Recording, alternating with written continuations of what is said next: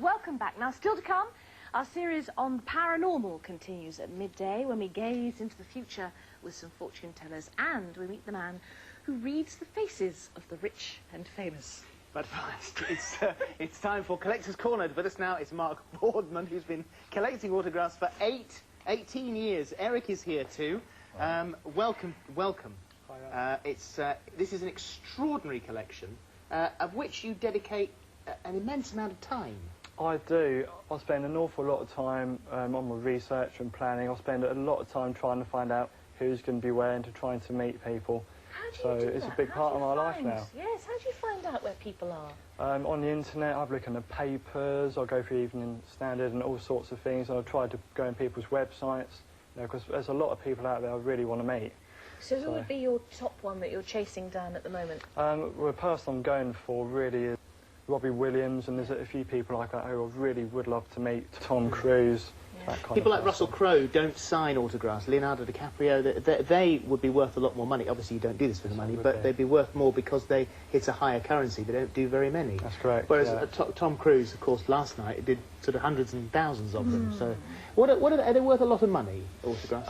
Well, they can be. I mean, in the case here with Mark, he's very much dealing with the land of the living. As for me, I tend to deal with people who are long deceased when it comes to autographs. But just to give you an idea, the most expensive, well, the Fab Four, the Beatles. Now, it's got to be signed, all four signatures on the same photograph. You're starting at around £5,000, would you believe? Second, the Apollo 11 crew, three of the most important people of the entire 20th century, 2,750.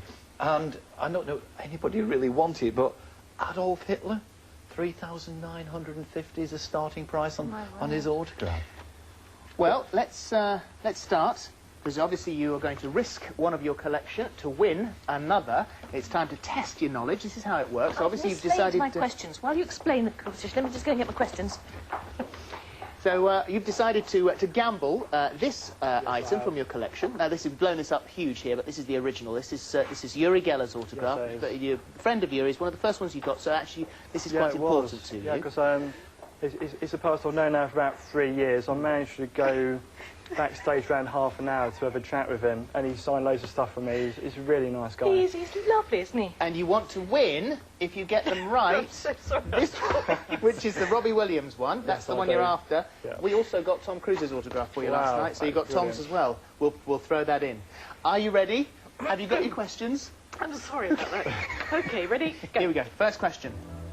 You're gambling your Uri Geller autograph. One of your favourite celebrities is Denise Van Outen. How old is she? 29. Correct. Well done. You're also a big fan of Robbie Williams. Obviously, you want the autograph. What's his full name?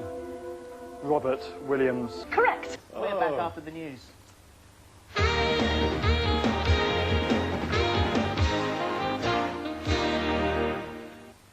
And welcome back. Before the news, Mark Boardman, an autograph collector from Leon C, who's been collecting autographs for 18 years, risked his treasured Uri Geller autograph for one from, there it is, that's the Uri Geller one that he risked, for one from Tom Cruise, and also Robbie Williams.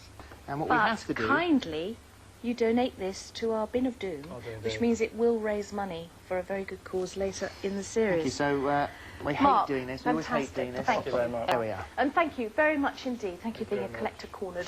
OK, all this week we've been looking at the paranormal, and today it is the turn of fortune tellers. There are loads of different types of fortune tellers, from psychics and palmists to readers of the tarot, readers of tea leaves, whatever. So we sent one of our producers, Vicky, to test out some of the most popular methods. So let's find out if they worked.